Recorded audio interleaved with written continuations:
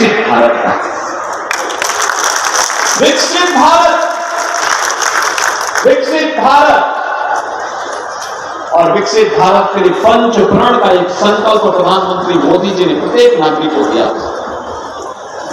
बहनों भाइयों, उसमें गुलामी के अंश को सर्वथा समाप्त करने का भी एक संकल्प है।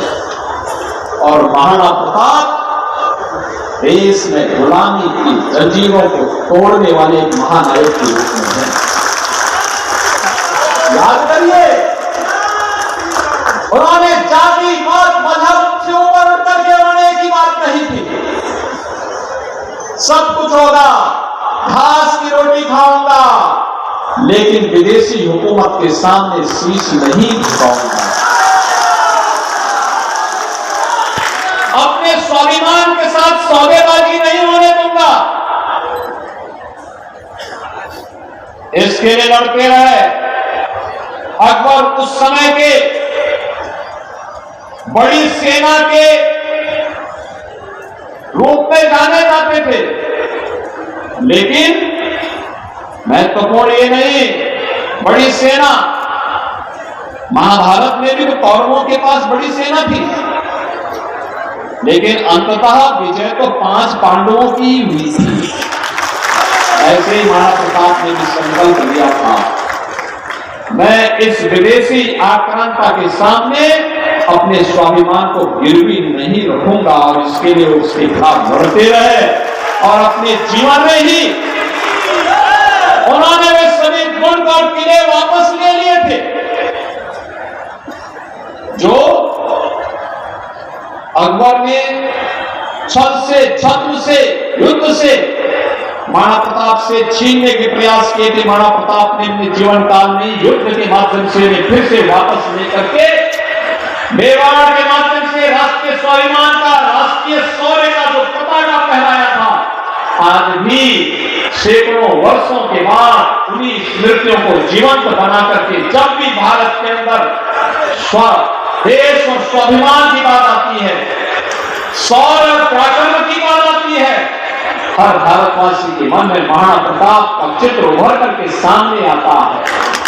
महाराणा प्रताप एक राष्ट्र नायक के रूप में, छत्रपति शिवाजी महाराज एक राष्ट्र नायक के रूप में, गुरु गोविंद सिंह जी महाराज एक महानायक के रूप में, झांसी की रानी लक्ष्मीबाई एक महानायिका के रूप में देशवासियों के सामने श्रद्धा के साथ हर भारतवासी इनका स्मरण करता है। आज मेरा सौभाग्य है, जौनपुर की धरती परिश्रमी और पुरुषार्थी लोगों की धरती है। यहां पर लोगों ने अपनी मेहनत से, अपने परिश्रम से जौनपुर को एक पहचान दिलाई, और पहचान जो यहां पे थे परंपरा से, उन लोगों ने यहां की पहचान यहां के चित्र से भी और यहां की इमरती से भी दिलाई। जो यहां से बाहर गए, मुंबई गए, देश के अंदर अलग अलग क्षेत्रों में गए, उन्होंने वहां अपनी उद्यमशीलता के माध्यम से अपनी प्रतिभा का लोहा वहां बनवाया। और जो लोग किसी संस्थान में गए, वहां प्रतिष्ठित वैज्ञानिक बनकर के उन लोगों ने वहां भी अपनी पताका को पहनाने में कोई कोताही नहीं करती। हर एक क्षेत्र में यह जनपद को बड़ा उर्वरा रहा है इस मामले में। आदि गंगा के रूप में मां गोमती का आशीर्वाद इसको प्राप्त होता रहा है।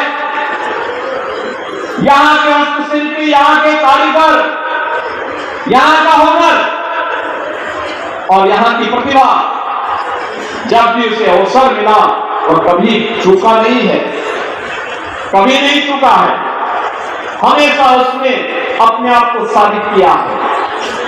और यही तो मोदी जी की का यही संकल्प है। हम इन सबको, किसी को पीएम विश्वकर्मा के रूप में आगे बढ़ाने का कार्य हो रहा है, वेलफेयर स्कीम के माध्यम से आगे बढ़ाने का कार्य हो रहा है। और महाराणा प्रताप की प्रतिमा भी स्वदेश और स्वाभिमान का वही प्रतीक है जो हमें राष्ट्रवाद के मार्ग पर चलने की नई प्रेरणा प्रदान कर रहा है। आप मुझे एक बात बताइए कि अगर केंद्र और राज्य में एक डबल इंजन की भाजपा की सरकार नहीं होती तो क्या अयोध्या में भगवान राम का मंदिर बन गया होता क्या? ये और लोग बना पाते जो लोग आपके पास काट ठोक करके आने का प्रयास कर रहे हैं। ये लोग तो लाठी डंडा बरसाते थे। काशी में काशी विश्वनाथ धाम बन पाता क्या? भाइयों बहनों, ये लोग तो जलाभिषेक पे रोक लगाते हैं। ये लोग अपमानित करते थे। ये लोग भारत के अंदर पर्व और त्योहारों के पहले दंगे करवा देते थे। पर्व और त्योहारों को शांतिपूर्ण तरीके से मनाने में बैरियर का काम करते थे।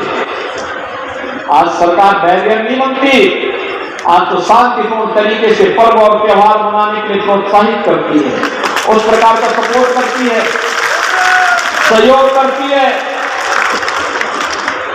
जहां पे कोई बड़ा आयोजन होता है वहां पे पुष्प वर्षा भी करती है, सुरक्षा की पुख्ता व्यवस्था भी करती है।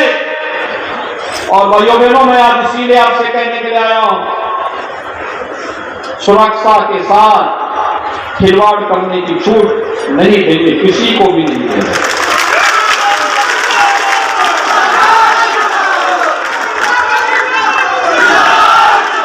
भाइयों बहनों,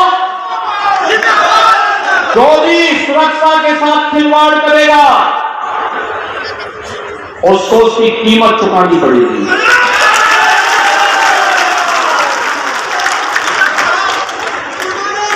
सुरक्षा का एक बेहतर वातावरण ही आज जौनपुर में 3500 करोड़ रुपए के निवेश करा रहा है। कोई सोचता था कि जौनपुर में भी कोई बड़े उद्योग आएंगे? आज निवेश आ रहा है, एसटीपी लग रही है, 4 लेन बन रहे हैं, रिंग रोड बन रही है, गोमती नदी में पुल बन रहे हैं, चौराहों का सुंदरीकरण हो रहा है।